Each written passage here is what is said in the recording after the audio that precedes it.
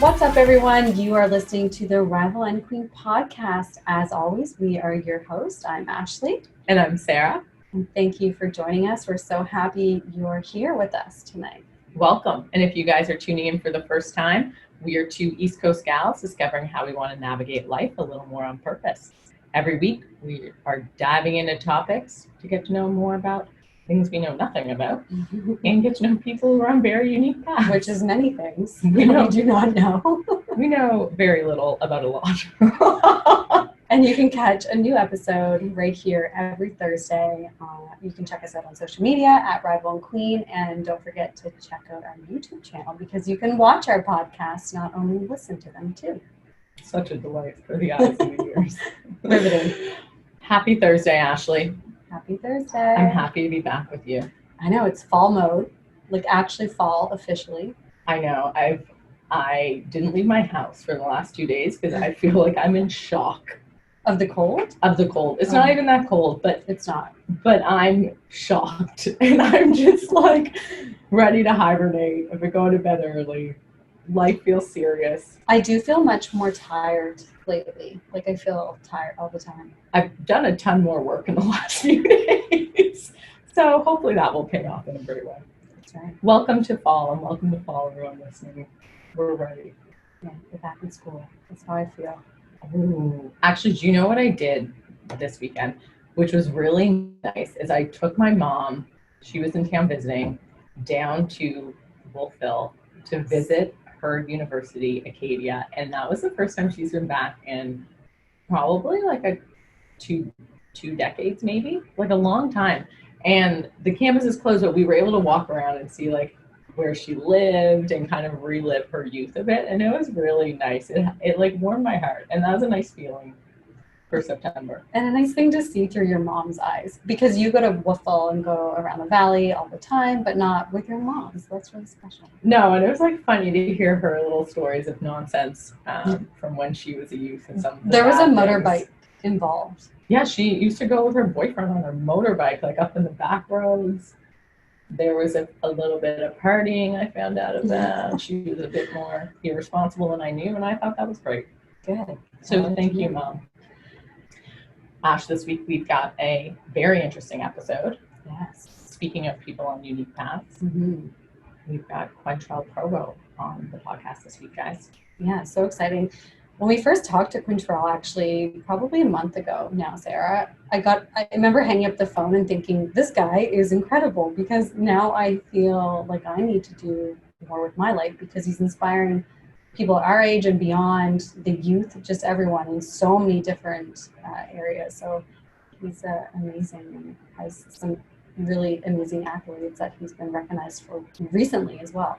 Yeah, so Quentrel is the founder of Stop the Violence, which is a group that really came out of, it was inspired by his grieving for his cousin who lost his life to senseless act of violence, and he'll tell us about that in the episode. But it's really kind of beautiful to see how he was able to channel that grief into something that has grown so positive. He's been recognized on the world stage by the UN as one of the top 100 most influential people of African descent. So that's like globally, he's being recognized in that way. And it's really beautiful to see the impact of something growing so far and reaching so far and helping so many families and youth really actually stop violence. Yeah, no, like you said, Sarah, he created this for his cousin, Kaylin Diggs. I think it was about 8 years ago that he was senselessly killed. And though that is such a painful thing and a hard thing for him and his family to have gone through and still remember, but he's done so much good out of that. It's actually just incredible. So it's really nice to see in a bad, dark time, all these beautiful things that have come out of it. Totally. And just for anyone, I didn't know this. So after we did this episode, I did a bit of research. In Nova Scotia, which is where we are based, victims of police reported crimes are highest amongst young adults, so people 18 to 24, and youth age 16 to 17. So it is super young. Mm-hmm. I was kind of shocked. It just kind of tells you how important the work is that Quentrel is doing and why it matters. Yeah, no, that's great. The other thing I did love in this conversation, I think it's something that we can take into all of our lives, and we get into this at the end, is he really he says this in the episode, he's not stopping bullets, which thankfully, but he is really, his focus is on giving people something positive to do and ways to contribute to the community. And I think that's such a beautiful thing that every single person can take away. There are ways for us to have impact and reach people by doing positive things in our community, and that contributes to reducing violence in a ton of different ways. So I think that's a great takeaway for all of us, is something that we can do. Amazing. I love that. I kind of forgot some of these bits and pieces, and now I'm like, oh, my heart feels so good. Put our heart in a good place. No, it was such an incredible conversation, and he sang for us as well. So Quentrel is a musician, and I think it was December 5th on his birthday, only because it's also my friend's birthday, so very easy to remember. But he hopes to have an album out as well, so stay tuned for that. We're holding him accountable. Yeah. He's probably like, screw these girls. His voice was incredible, and he sang, I guess it's kind of his theme song that he sings at schools and different events, and it was really lovely. I had it stuck in my head. So that just shows you how catchy it is. Like, I was just like singing it. Could you sing it back for us now, so we can compare renditions, maybe? Side by side? No, I wouldn't put everyone through that pain. I love you. Ash, I think we should just dive in and let Quentrel share his story with us. For everyone listening, if you want to learn more and connect with him, you can on Instagram at Mr.stop_the_violence. And on Facebook at Stop the Violence, Spread the Love. Let's do it. Let's dive in. Quentrel, we're so happy that you're here. Yeah, happy to be here. We actually came across you probably a couple months ago on Instagram, Mr. Stop the Violence.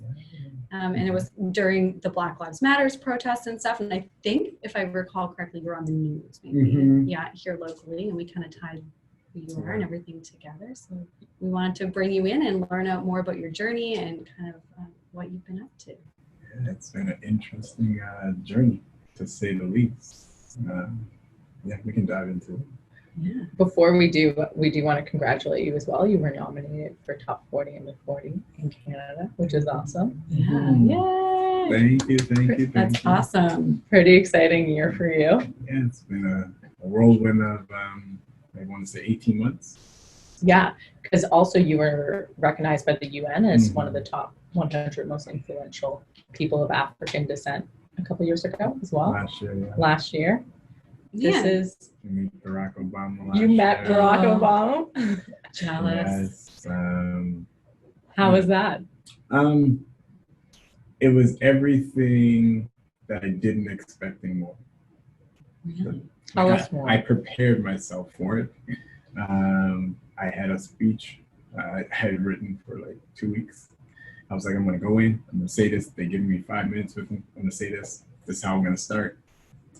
I've never gotten nervous in front of people. You know, I've sung in front of people. I've spoken in front of thousands. And then, you know, you meet one of your inspirational heroes and you're just like, okay, I'm going to say this. Boy, let me tell you, everything changed when I walked in and Barack goes, Mr. Provo, I heard so much about you. Tell me more. You heard about me. And I just kind of go blank. And then he's like, tell me about the good stuff that you're doing here. And then I went on and, you know, babbled about so many different things and talked about how I followed him as he was at the grassroots as an activist, and, you know, followed his journey. And that's why he's inspired me, not only just how he became president, but his journey to become president. And told him that my parents were my biggest inspiration. And I got him the autograph a Barack Obama hat for them because they celebrated 25 years of marriage last year. So my siblings cannot top that gift. That's forever. You're going to be the leader for the rest of the. Or you've just set the bar so high that your siblings are just going to be. It. Like, I was like, what am I going to do this year? I don't know. I wouldn't say never. Never say never. Yeah. That's incredible, and I can only imagine. Yeah, Barack Obama, such an idol for so many people. So I can only imagine what it would be like too. Yeah, and then After I left, I went back to my table. I was sitting on the floor at table 1, and I left to go use the bathroom. I need the pizza so bad. Went to the VI reception. Then you had to go through all these channels to get into security for the meet Barack. So I go to the bathroom. I come out, and everyone's clapping. So I thought Barack was on stage, and they were talking about me in my top 100 in his introduction. And so I was just like, it was crazy. Everyone was saying congratulations and everything. It was definitely a moment in my life that it still seems surreal. Same with the top 100. When I walked in United Nations, it was like surreal. Like I'm here with all these different celebrities from around the world and little old me from Nova Scotia. Never expected to be there. It's not what I do Stop the Violence for, so it was kind of like everything unexpected. And my nomination for the top 100 didn't even come from anyone in Nova Scotia, which was the craziest thing. Really? It was someone in Ottawa that nominated me, and then the committee that chose me wasn't. I don't believe we had a Canadian on the board. So that's people kind of know about you beyond this nice little bubble. So let's kind of go back, I guess, and start with how you got to be nominated for both of those positions. Like, tell us about what Mr. Stop the Violence means. So it started out 8 years ago after losing my close cousin, Kaylin to violence. Remember that day just like it's yesterday. Every time it's August 11th, I wake up at 4:08 in the morning. And that was the time I got the call from my father saying that, Kaylin was killed. I can't sleep that night. It replays in my head, but losing someone that, I went to elementary school with, I went to junior high, high school, Army cadets. He's my first cousin. Our fathers and brothers, graduating high school together and everything. Losing someone like that really hurt me in a way I've never been hurt before. And being with him that night, right after, I felt some type of guilt because I left them, not knowing what happened. And for the longest time, I felt some guilt on myself for just not being there. But I wanted to do something different where his death wasn't in vain, and I wanted to make a change. And so, the easy way is, to get upset and do revenge and go, and then the cycle continues. So I wanted to do something different. So I decided to have a march a month after he was killed, and people really showed up. It was a rainstorm. You know how September weather is in Nova Scotia. It was supposed to be sunny, but that day it was a rainstorm, and it was windy, and we walked from Sullivan's Pond to Halifax Commons, and hundreds of people showed up, different families that have been affected by violence, and that really showed me that, everyone wanted to see change. So what happened that night when your cousin was killed? They were just walking up to the pizza corner and apparently got in a scuffle on their way. Kaylin didn't throw a punch at anyone. He was coming back. Apparently someone was getting in it with his other best friend, Cody, who's always with him. They're like two peas in a pod. And he called Kaylin to come back, and someone sucker punched Kaylin, which, knocked him out, which caused him to hit his head off the curb, which ultimately killed him. So for someone to lose their life that, wasn't, into a big fight or anything, or, in the gangs or in the drugs and everything, and just a great guy. That's why it hurt me the way it did. You know what I mean? Usually people that go down roads where they're into the street life and they're into the drugs, where you're going to end up, either in jail or you're going to end up there. But where he was, like an inspiring person, electrician, volunteer firefighter, and doing things like that, and just always keeping to himself and always making me laugh. And so that's why it hurt me the way it did. Yeah, very senseless. We're sorry. I can't even imagine what that would be like to go through. Crazy. And it kind of brings up, I think, and this is what you're really diving into, is senseless violence. So nothing was going on. Your cousin was sucker punched and unfortunately lost his life. And as Ashley said, we're very sorry about that. And it's not, I guess the scarier thing is that this isn't like a lone incident. No. It's not the only time that would have happened. And I know even, I can name two of my friends right now that happened to, and one of them, same thing. Mm-hmm. They hit a curb and they were in a coma for over a week. They survived, but then we were in university. They were out of university for 6 months, like literally just sitting at home, and a senseless thing a night after the fire, nothing was happening. Yeah. And these things happen. Yeah, and that's, I know a few people that actually like died the same way. Doing Stop the Violence over 8 years, I've learned a lot of stories. I've heard a lot of stories, not just here in Nova Scotia, but across Canada. And it's crazy how many stories that go unheard, and nothing's changed. And that's why I continue to fight, because I hear these stories and it keeps me motivated. It keeps me wanting to push forward to make a difference. Well, it's incredible to bring attention to this. So tell us, the first March, how many people showed up? It was pouring rain in September. There was about, I want to say 300 people. Wow. And I was actually a little frustrated when I seen the rain. And then mom and dad, give you that speech, just show up. As many people that show up want to be there. And so I showed up, and it's pouring rain, and we're at Sullivan's Pond, and we're all trying to huddle under the gazebo. And, my father said a prayer, and we started walking, and, we had ages from ages, I think it was 2 to ages 85 walk.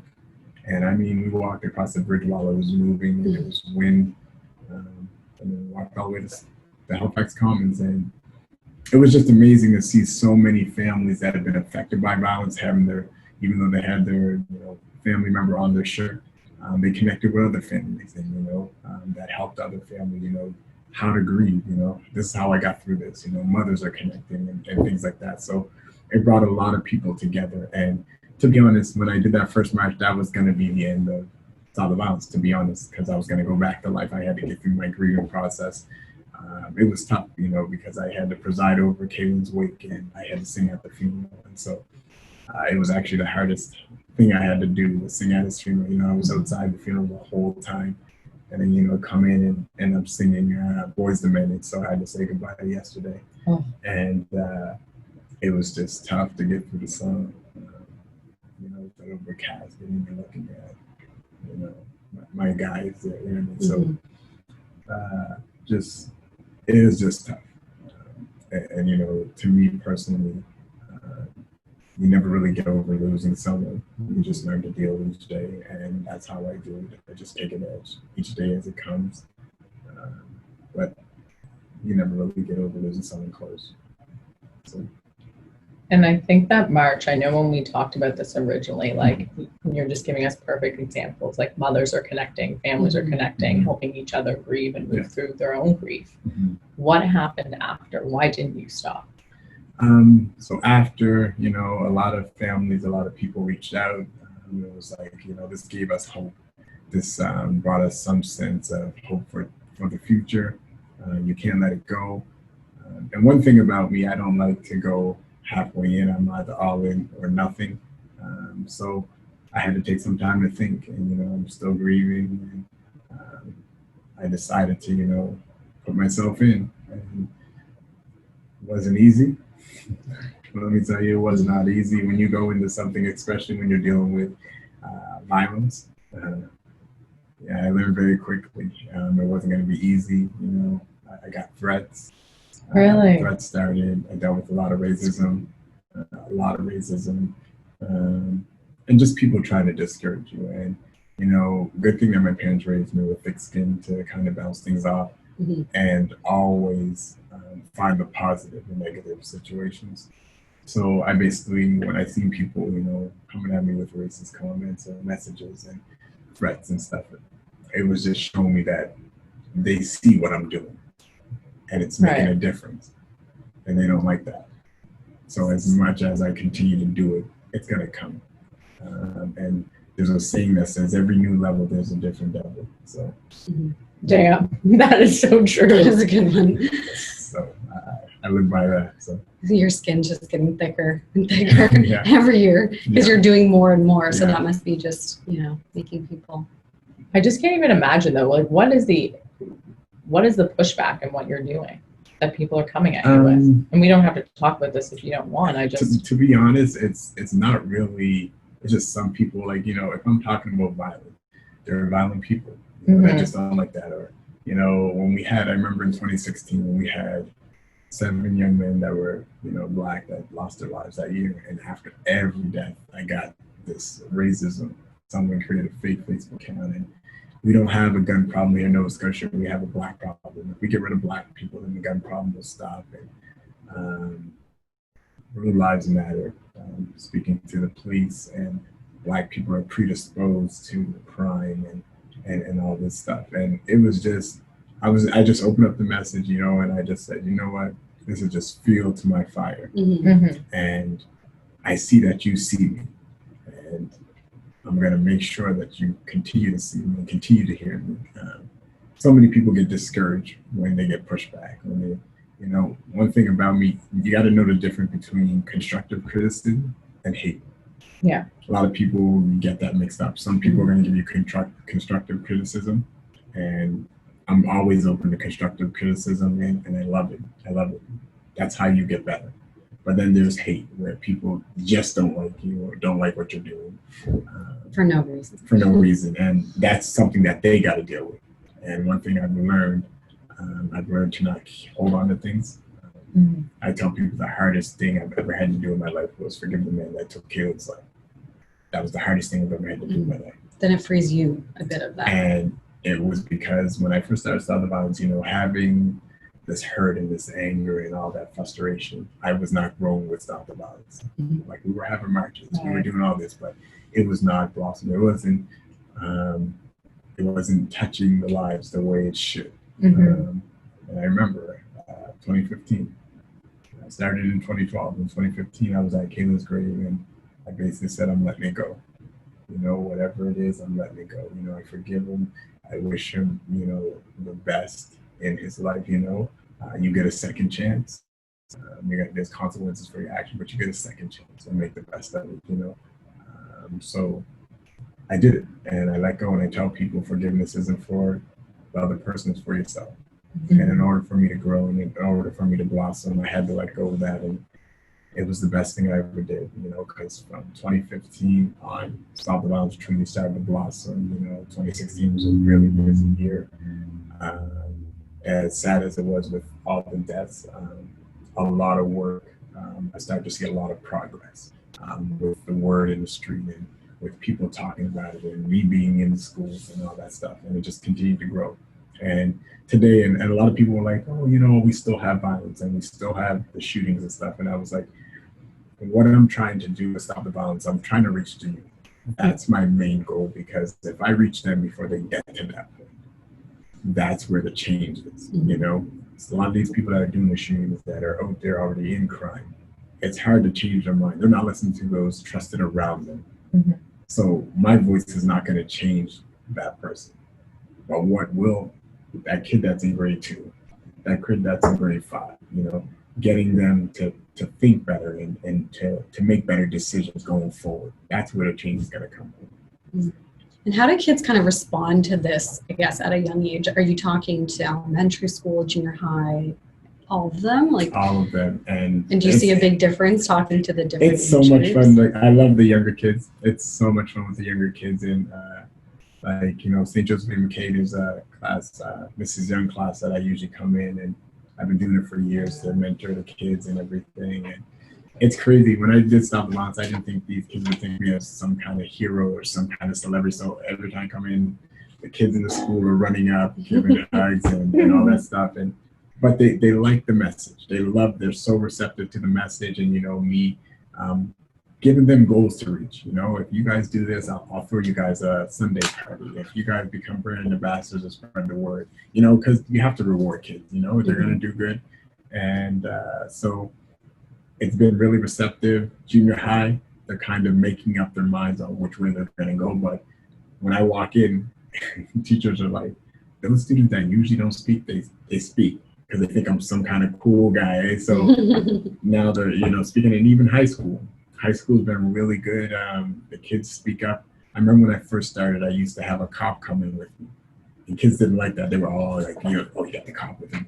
So I had to switch it up, and I went and did paralegal and learned like the law and everything, and then been doing it by myself. And I used to go in with a PowerPoint and a big PowerPoint and all kinds of slides and everything, put all kinds of work into this. And I seen that the kids weren't as into what the too teachery. You know what I mean? Because I had the statistics and I had all that, and they felt like they were still in school. So I switched it up and just started telling my story, being real, getting emotional, letting them, and then kids started opening up and sharing their stories in front of their class. I was really had to, because they seen that I was being real and not coming in there saying, well, this statistic, this. No, I was real with them, and that's how I built relationships with them. And once I started telling them my story, it was just went up from there, and it was a blessing that so many of them look up to me. So many of them reach out when they have questions and all that. And teachers love having me in their classrooms and stuff, and they're like, "You know how to get down to the level?" I was like, "Well, I'm the oldest of 8, so I know I have had siblings in every age category." So you're having this conversation at home at dinner. That's so nice that you can create that safe space, because I feel like for junior high school students, it's hard for them to open up, especially in front of their peers. So I feel like that's so special. It's crazy, and it's amazing because they trust me. So to open up and tell that story, and like I'm like, if you don't want to say it here, just reach out to me, and they do reach out. They reach out and they share their stories, and they're like, keep doing what you're doing. I'm like, if you need anything. And one thing people have really been able to say about me is that I do get back to you. It may not be right away, but I get back to you. And everyone's like, oh, you didn't have to reply. I'm gonna reply. I don't think I'm bigger than what I'm doing. What I'm doing is bigger than me, and it's gonna take all of us. And I try to stay as humble as I can doing Stop the Violence, because it's not about me. It's about the issues. It's about the violence. It's about, creating a safer environment for the kids that are coming up there, trying to give hope to those families that have lost loved ones. So that's where it's about. I'm just a messenger that's trying to, create change and make a difference. So that's where I keep everything at. That's amazing. So this started with the march, which still goes on every year and was bigger and bigger, which is crazy. You're now going into schools and giving talks. What else are you doing? How is this growing? I have a clothing brand, and everyone's like, you don't promote the clothing brand, because when I started the clothing brand, it was really exciting and everything. It's a message, and I don't want everyone just wearing a brand just because it's a brand. I want you to wear because you're spreading a message to be part of the solution. And so the brand's motto is, it's not just a brand, it's a stand against violence. I like that. What's the brand called? Stop the Violence. Okay. So I just started getting back on the brand. We just got a new logo last 2 months, created during COVID. So it incorporates diversity, violence, stopping violence, and it's a really cool logo. I wanted to, to show everything that we're in this together. It's not just affecting Black, it's not just affecting white, it's affecting everyone, either directly or indirectly. And so we have the clothing brand. I do the school tours. We did the Black Panther for Black Youth. We do a annual school drive, dance party for school supplies with Halifax Dancing Cop, also with HRP and Halifax Fire. We didn't do it this year due to COVID. Christmas time, hopefully we're going to do our annual Christmas toy drive, where we give toys to families. Over the past 3 years, we've given about over 1,000 some toys to families. So we do that. This year, I was about to launch the Stop the Violence Youth Conference. Young adults, young leaders of today shaping tomorrow. So that was where we bring them in and we mentor them. But it's also an awards banquet. So at the end, We recognize them for their community contributions and everything. Then we're going to launch the talk show Yes. called That's What's Up. And basically, it was for youth, by youth, giving them a platform to talk on their issues once a week. In order for you to be at the live taping, you have to do something good in the community. And so that's where you're giving back. Next year, we're going to do a basketball tournament for junior high and high school students, where in order to play in the tournament, you as a team, as a collective, have to go and do a community initiative and bring it to the tournament before you even play. So you have to present that in front of the audience. That's awesome. What you did. So that way you're giving youth the opportunity to get in the community, to do some community work. You can take that as volunteer hours later on your resume, but also you're giving back and you're learning how to, just be an advocate of some sort, what I mean, in your community. And I find so many kids are attached to technology now. So just getting out, do something for the seniors, or do something for this, and raise money and give it to a charity. Things like that. I find that youth don't do it unless they have to. Mm-hmm. So I want to try and get them into a habit of doing things. We also take food and stuff to the homeless. You probably will see me post about that stuff. A lot of people post when, they're giving stuff to the homeless and all that stuff. I don't think they want to see themselves on social media and stuff like that. So, I do it really quietly. Tim's card or McDonald's card. I don't give money. I give food, clothes, things that help you. We do that. I'm working on a couple other collabs that will come with soon. But yeah, it's singing. You mentioned singing. Oh yeah. So when I go into the school, a lot of the elementary schools, a lot of the kids know the Stop the Violence song. So what is the Stop? I know. I was thinking, I don't want to be rude, but I don't know the Stop the Violence song. Oh, so now you guys are gonna get me to sing it, eh? No. Oh, yeah. We're just teeing this up. Take a sip of water. Okay. So the Stop the Violence song, I wrote a couple of years ago, and I did it with a young kid named Riley Chisholm from Beaver Bank. He also, I taught him voice lessons after I met him he sang at the Stop the Violence when it was declared June 10th in Nova Scotia. We had an event at the Art Gallery and he performed, and I just loved this little kid and his voice. I call him my mini Beaver. So I took him under my wing and taught him some voice lessons, but him and my youngest sister are on the original track. But yeah, a lot of the kids know the Stop the Violence song. I'm going to sing a little bit for you guys. Give us a taste. Stop the violence and spread the love. Stop hurting one another. Start helping each other out. There's always a better way. I'm praying for a brighter day. It's time we all stand for change and say, stop the violence. Stop the violence and spread the love. Let's stop the violence and spread love. Stop the violence and spread the love.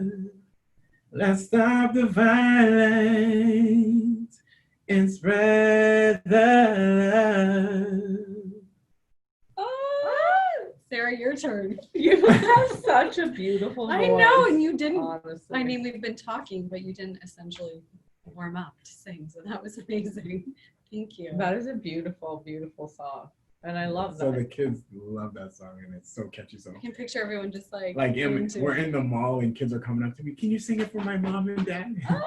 Okay, so they definitely think you're famous because you can sing really well. Plus, you're teaching all these amazing things. So, oh my god. One of the things I love about kind of some of these initiatives you're telling us about, even with the song and like getting people to give back, is you're helping kind of show them other ways to be engaged in the community and how to actually, and I think we have talked about this before, but really be seen and take part and the rewards that come with that. That's my biggest thing. Like, I don't want, I told kids, like, I'm not literally out here stopping bullets. Like, when people think of stopping bullets, they think you're out here stopping bullets and you're dealing with this and that. And I was like, no, the way I'm going to fight this is from the ground up, by me mentoring kids, and they're coming up. And I also, I don't talk much about, I've mentored some inmates that have been behind bars.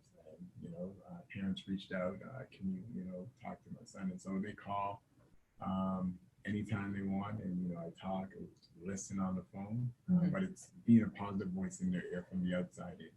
And then when they get out, I usually, if they need anything, we usually do their parole hours to stop the violence. A lot of parole officers, thank me. A lot of them, one of them called me and was like, before I was a parole officer, I was a correctional officer, and I, dealt with violence, and almost lost my life. So, I'm a parole officer, and I'm really thankful that you're looking at declining. You see the difference because I keep them engaged, and even after they're done their parole hours, they still reach out. Oh, anything you need to help. And then, if they want to go back to school, I got people that will help them get back in school or, get to grade 12. So that way you're giving them options rather than them going back down the same path. So many times, we just kind of leave people hanging. They get out. What are they going to do? Right. If you've been incarcerated over and over and over, when you get out, you don't really know what's going on. So I try and be that positive voice, and I don't judge anyone. Like a lot of these guys I haven't seen, and so 2018 was when I went and spoke. Last year. What's 2019? Oh God, I don't It's know. 2020. 2020 has been just a long year. So last year I spoke at Burnside Penitentiary for the day, and some of the guys that reached out to me were actually at the sessions, and it was volunteer. So they had me there all day, and they had different ranges. And you could volunteer your time to come down and hear me speak, and it was amazing. I think we averaged like 20, and there was like 25 spots for 4 different ranges, and the females were last. And they were coming up to me after. The guys were like, "Oh, I'm with so and so who you've been talking to on the phone." And I don't care what you did. I care about what you can do when you get out. So many times we focus on what they did, and we're trying to know. Now we got to focus on where they're at and how to get them forward. So a lot of these guys really respect me, and it's crazy, the respect that I had when I went behind. Yeah, I was really nervous too. I never get nervous, but I was nervous to go in the penitentiary. I'm like, what is my story? But when I got in there, so many guys was like, "Oh, I got your news article on my wall, blah, blah, blah." I'm telling them that's my guy and all this stuff. I didn't know how to think at first, but I was like, awesome. okay. So it was a great time. And I barely had a voice that day. So I went in there, barely had a voice. But they heard my message and they were asking great questions. And one of the guys I was in, it's crazy. I just seen him 3 weeks ago, and he told me he was getting out in October. And he's like, "I remember seeing you at the bus stop every day on your way to work, and you were telling me if I keep drinking and I keep acting like this, I'm going to end up in here." And when I first came in, I didn't recognize it because he got all these tattoos on his face now. So I was like, and then he was like, you remember? And then when he stood out, and I was like, when you get out, I said, me standing up here is no different than you guys. We've all made mistakes in life. Your mistakes have ended you up in here. When you get out, you get a second chance. Make the best of it. If you have kids, do it for them. And I just seen this guy about 3 or 4 weeks ago, and he's working construction, and he stayed out. And he's like, it's because every time, I thought about going down that road, he's like, for the first couple months, all I could hear you in my ear saying, well, you're just going to end up back in there. You're just going to end up back. He's like, all I could hear was you. And he's like, I had to get you in my ear somehow. And the only way was for me to go work. So it's good to hear things like that. But me mentoring has been a really good blessing for me, for families allowing me to do that for, their family members, and for kids to allow me into their lives and things like that. I don't take it for granted. So I try and set the best example I can as a person, and also having a 9-year-old son. I tell people, that's my number one duty as a father to him. Father first, family, and then everything else. That also pushes me to be the best person I can be and try and make a difference. From such tragic situation for you and your family to experience, it's like you're doing so much at every level. Like it's crazy. So that's amazing. I feel like I need to do more now with my life. And I work full time. That's the thing about everything. I work full time. So everyone's like, I thought you just did Stop the Violence. No, I work for Veteran Affairs Canada. That's my permanent job with the federal government. So you just make time. I wish I had 36 hours in a day, but you don't. But I just tell people, you just make the best of the moment. And, you know, you live in the moment because life's short. And as we see in 2020, life is short. You know, I can't wait till next year to try and do what I want to do. You know, I got to do it now. So growing from this, like you've basically taken this mindset of giving people positive action to help them stop the violence or step outside of the violence in their life. How do you want this to grow? Like Ashley said, this started with your cousin, and you've created this movement that has been recognized nationally, internationally. How do you want to see this vision grow? I want us to continue to be more people that step out in the lead, like youth. I'm not going to be doing this forever. But, you know, also I was just seeing someone have a vision one day to create a youth center here, where it's a center for the youth, where they work at, they run. There's a studio, there's a dance studio, there's a gym, you know, all this, and it's run by youth. Right. And, you know, there's a place where they can come if they're having a hard time. There's no psychologists and everything here and doctors and stuff. That's my vision for Nova Scotia, but for everyone else, just kind of in sticking to what I said at the beginning, I've been focusing on the youth. Hopefully one day we see a decrease in violence through this work. You know, I knew going in that it wasn't going to happen overnight. It wasn't going to be 2 years, 3 years, 5 years. It's 10 years from now, 20 years from now. See the decrease in violence because, you know, those kids that, you know, I'm reaching, I hope they're reaching other kids. And, you know, they're passing it on. And that's the way I want it to be, to basically pass it on. And not that just be a movement, but it be something personal to you that, you know, I want to make a difference, you know, and I want to, you know, impact lives that impact other lives. And, you know, as we see in today's society, that's what the world is really about currently, impacting and changing lives and trying to make a difference. And you don't have to, I tell so many kids, everyone looks for a reward when they're doing good things. Yeah. I didn't expect to get all these nominations, all these awards and accolades.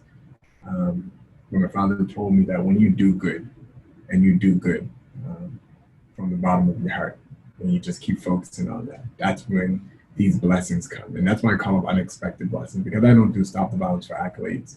The best accolade and accomplishment that I got through Stop the Violence is hearing from kids and families that I've changed or impacted their lives in a positive way. That's something money can't buy. Something you can't be recognized for. So that's why I do what I do. And when you do things and you're passionate about things, I tell people, you don't need money. I've never been government funded for Stop the Violence. You don't need money to make change. You just need the passion and the willpower to do it. So many people, I can't do it because I don't have this much money. Just do it. Do something. Do something. How can people help and get involved to help support you and what you're doing? So the website is currently getting worked on right now, but you can follow on Stop the Violence, Spread the Love on Facebook. I'm always looking for volunteers, and 2021 is going to be a big year. It's going to be a really big year because 2020 canceled on everything. COVID came and just said, yo, not your year. So 2021 is going to be a busy, big year, and I'm trying to slow down with Stop the Violence. You know, I'm always go. And I also want to spend more time with my son and with my family. And I'm always on the go. You know, it's either work, or stop the violence, you go to Right. meetings. So I'm trying to, you know, You're here right now. I have Stop the Violence team members that have been amazing. Shout out to Jay, Lena, Kaylee, and Emily. Those guys been really, and their spouses have been helping out here and there. So, but just trying to raise up young people to kind of take over. You know, I'm still young, but I also, you know, have a lot on my plate at the same time, and I don't want to be burnt out. This year, I learned a lot in COVID where I'm taking a lot of time for myself. I take an hour a day, turn off my phone, and just either go by the water or do something for myself. And it's just so good for yourself mentally. COVID really helped me out this year because when I started 2020, I had from January to March, in 6 weeks, I had about 20 plus speaking engagements. Oh, wow. And that COVID canceled, And then, canceled yeah, about 16 nothing. of them, and I was so happy. So I still did about 5 of them on Zoom. Yeah. But it was just a break that I knew my body needed, but wasn't going to take. Yeah. And I could start to feel myself getting burnt out, going to schools and government agencies to share your message and everything. And it was amazing. And it's amazing to share the message, but at the same time, you know, I got to start taking more time for myself and, you know, having heart conditions and, you know, asthma and all that stuff. You know, body starts talking to you. So, I think it's a time everyone's kind of on that same page with you to take time for them and focus on what's important going forward. Yeah. But it's an incredible movement that started, you know, in Kaylin's honor, and it's incredible to see how it's grown. And I think even for people, it's nice to know that they can, you know, you aren't alone in that experience and experiencing loss and grief, and you've given people a home to go to, and now you're trying to empower them to kind of grow it and keep it going without you having to be. We can all do our part. I was like, if we all just do our part in the world, it can be a better place. And that's why I tell people all the time, just do your part. You know, it's not just on me. You know, when you hear about the violence here, it's not just on me.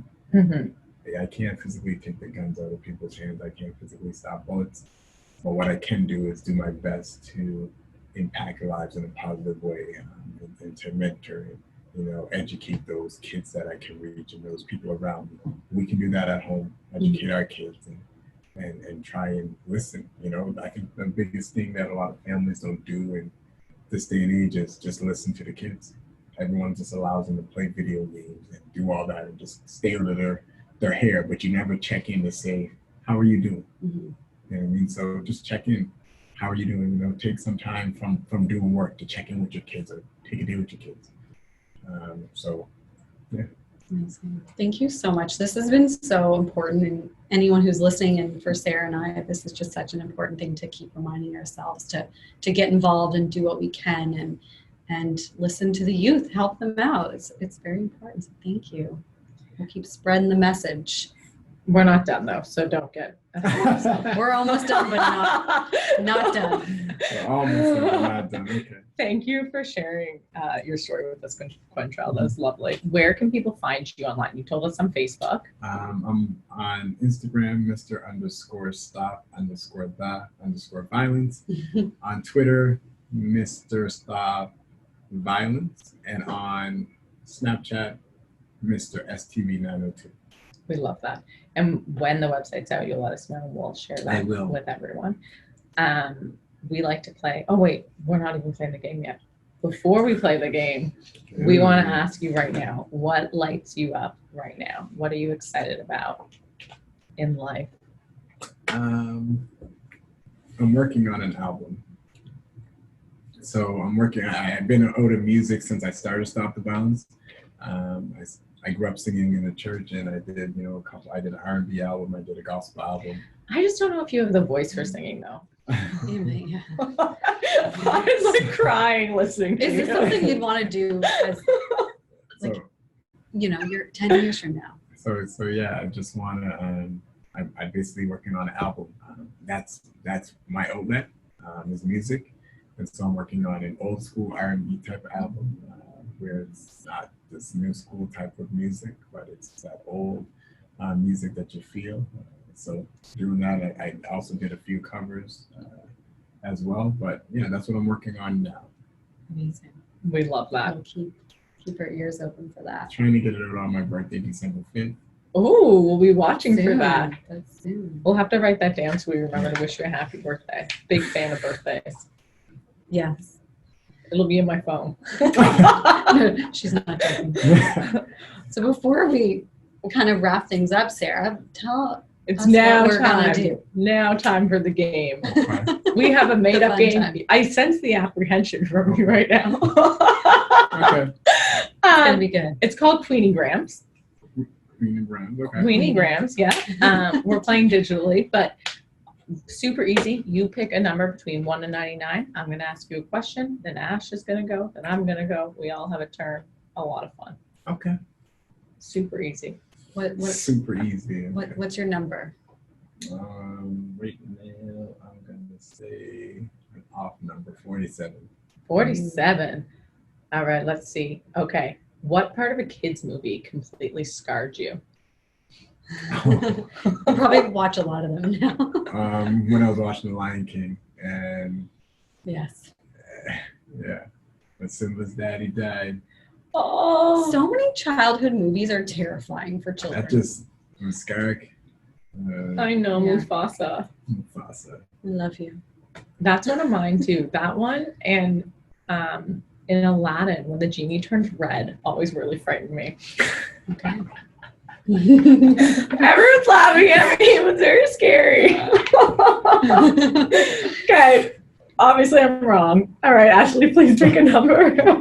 How high are we going now? 1 to Well, 99. I'm gonna do 97. 97. My birth year. If you had to eat one thing for the rest of your life, what would it be? Pizza. You have to answer this too, Quentrel. It's been pasta.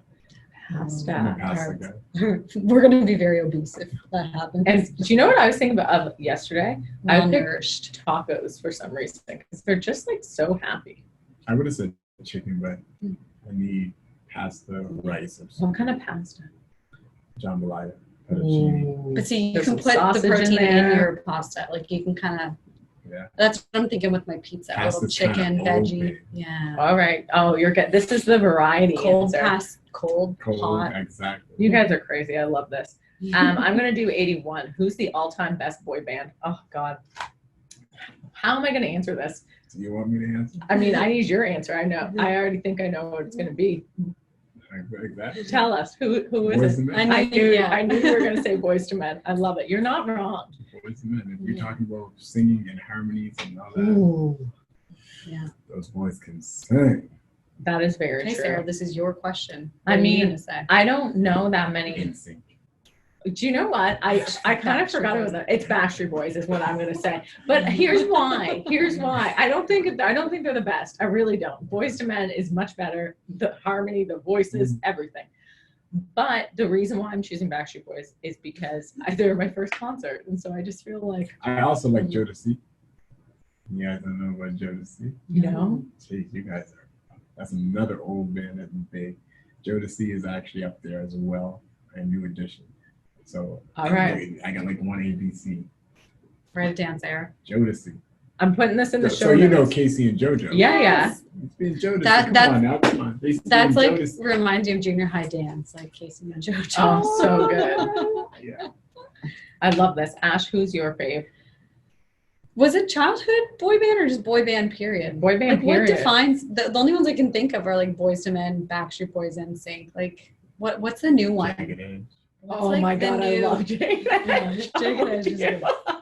But in my mind, I'm trying to think of like the new ones. They're not my favorites. Harry Styles. What are they? Oh, One Direction. They were, But, like, they that's, were like- definitely a boy band. That's like now era of boy bands. We're getting a lot of shade. I think we're just gonna have to cut this whole part of the Quentrel knows episode. way more about music than us. So. Yeah. I'm just gonna let you guys think what you guys think. He's like, you're gonna be embarrassed by this. I don't really like conversation. any of them, to be honest. So, but I don't know.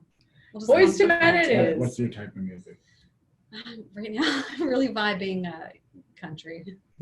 Oh, we're diehard country. We love A country. really good song you should listen to. Tuesdays. by Jake Tuesdays. Scott. Ooh. Really good. One of my favorite. I'm actually might do a cover too. Let us know. We would be super into that. Quentrel, thank you so much for coming on tonight and sharing Stop the Violence with us. Also, we can't wait for your album, which drops obviously December 5th, 2020. Yes. Yes. It was so nice to meet you in person because we've I been know, following your I journey know. and seeing you on the news and social media. So this has been amazing. Yes, it was so good to talk to you guys. Everything just flowed. You guys are really great hosts. So Thank that's you an so amazing much. podcast. Awesome. I shout you guys out. We appreciate that. Thank you so much.